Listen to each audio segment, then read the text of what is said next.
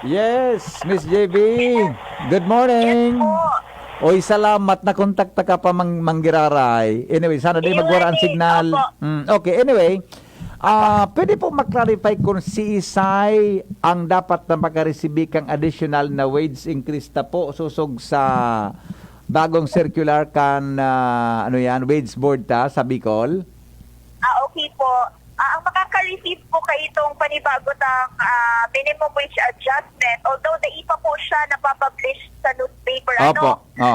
Si mga minimum wage earners. Mhm. Ibig sabihin sa mga nagre-receive sa presente 310 pesos,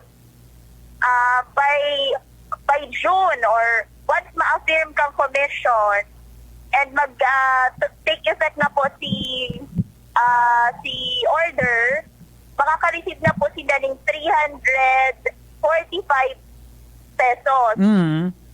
And by December, an additional of 20 pesos. Mhm. So magiging po yan 365 pesos Opo. pag-abot December po. Opo. Pag sinabing minimum wage earner, sisay putabi ni JV na mga empleyadong ini sa pribado?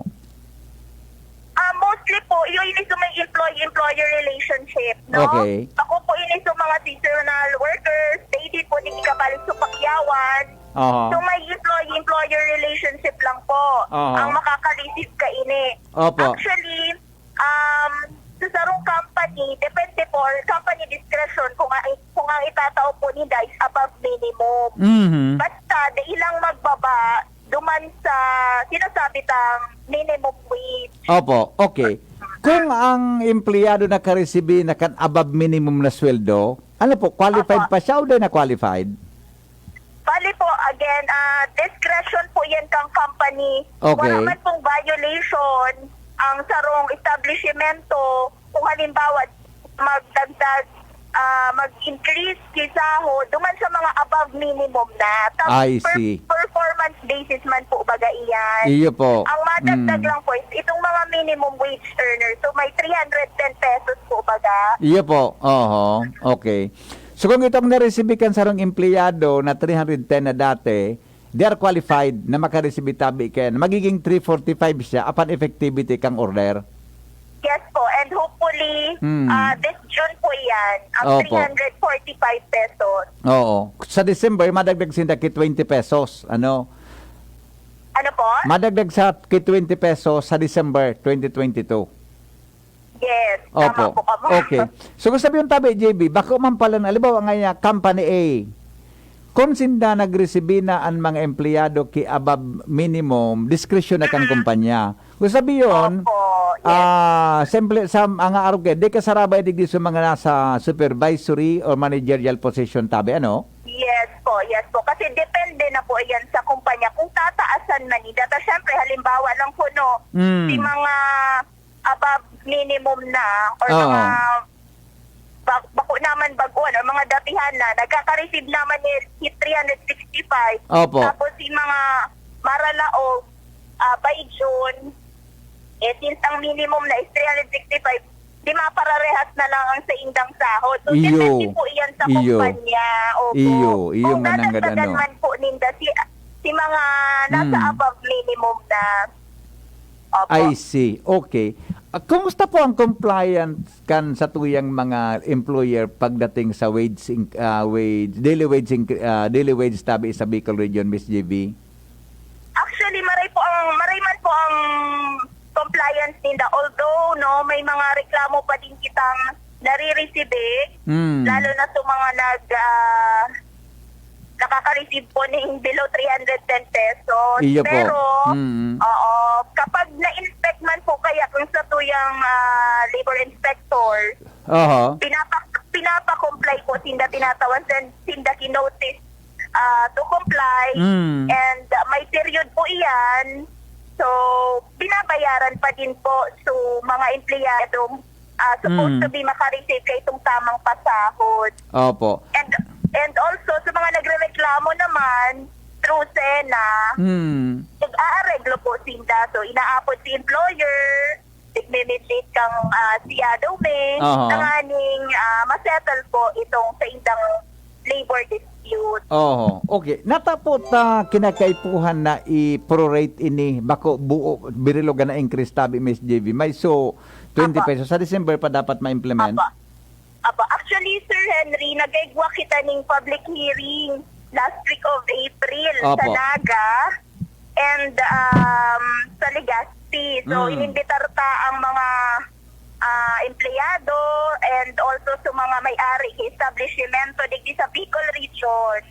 Kunyan, sa public hearing, pag-presentar kang NEDA ang economic situation sa satuyang region. And gaon din po si DTI para ipresentar si presyo kang barakalon sa presente po, no? Basic commodity stock. Opo. So, umaga na iling man both kang management and the labor sector si sa economic situation. Tighagat na din po si position ninda and so amount na propose po ninda na for increase. And then after po kayan, hindi po ako napapasala, last week, nagkaigwa po ng deliberation ang board. No? Ang board po, composed iyan kang DOLE, kang NEDA, DTI, representative po kang labor and the management. Okay. So, duman po ninda pig-adalan, itong amount na, so resulta na po, which is the 55 pesos. I So, see. probably consider po ninda, syempre, sa management sector din na since nakulaon po ang 55 pesos na agaran man kung halimbawa in one tranche, kaya nagkaigwap mo, pinagduwa po ito. I see.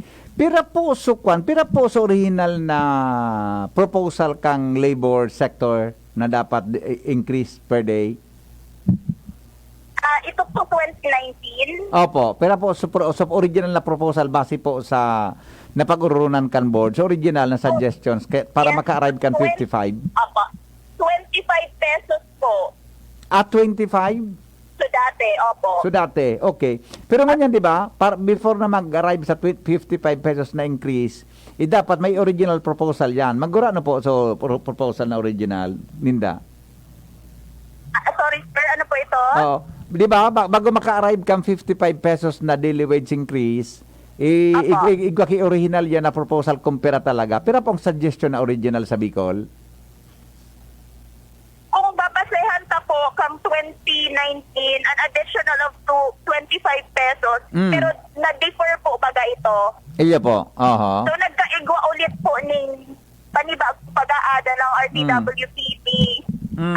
Considering na po si nagkaigwa kita ng pandemic and other economic crisis po sa tuyang region and sa tuyang dito sa buong Pilipinas. Ayun. Okay. Hello, Mas GB. Wala na. Hello?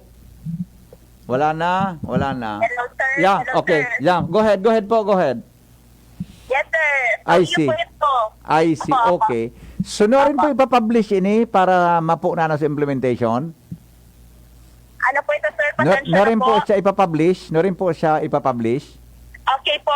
Bali po, suod we are awaiting for the affirmation ng commission and yet wala pa po. Okay. Pero hinahalata po na within this week, once ma-affirm po iyan, right away, ma-start na po kita mag-publish. So, 15 days mabilang kita. So, laog po siya sa June. Within this June po, next month, probably ma-implement na po ini sa tuya pong panibagong wage order. Opo.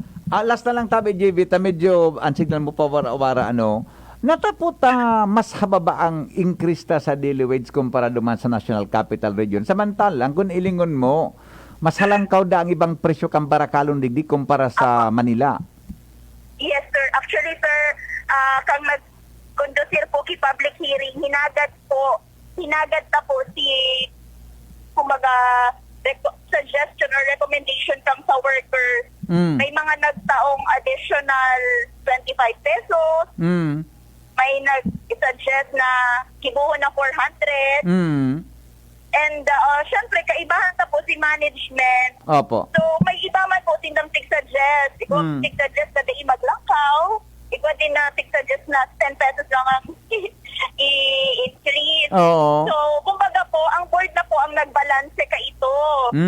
Para po mag-come up duman sa 55 pesos pero in 2 tranches po siya. Iyo. Meaning pala, mismong representative kang labor sector ang nag-propose medyo habang kantidad?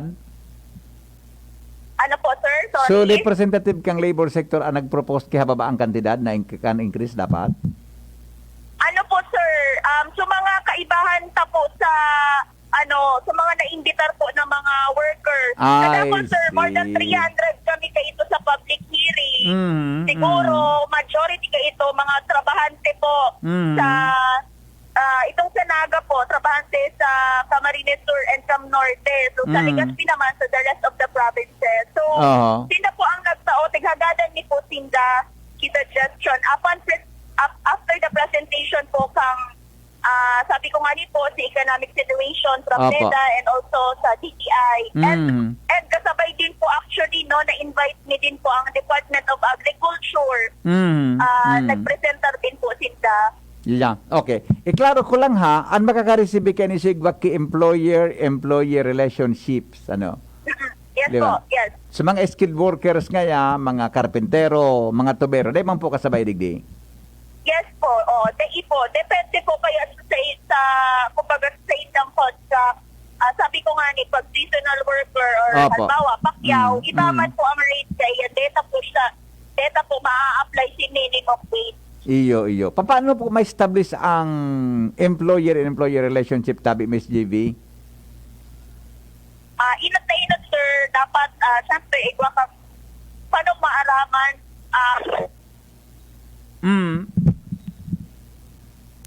Hello? after 6 months? Hello, sir. Yes, go ahead po. Yes, sir. So, syempre, ang first 6 months ka, probationary. After kang probationary, dapat regular na unless they should nakapasar sa evaluation. So, yan po. Pero sa mga halimbawa ngayang matrabaho ngayon nakakontrata man pero ang nakalaag lang is 3 months, man po, iba man po ito, ito pasok naman sa minimum wage. I see. Opo. Miss JV, salamat na maray sa oras mo ha. Ingat ka mo dyan sa indong team building. Yes po, salamaton. Actually po, kaibahan mi din po sa regional director. Kaya lang yaon din po sa ibang boat. Hindi ko po may pasa ang call. Iyo po, okay lang. No problem. Salamaton. Salamaton. Thank you so much po. Salamat din po. Opo, thank you. Mga tugang JV Gasga, iya po ang tagapagtaram kang Dole, Regional Office number 5.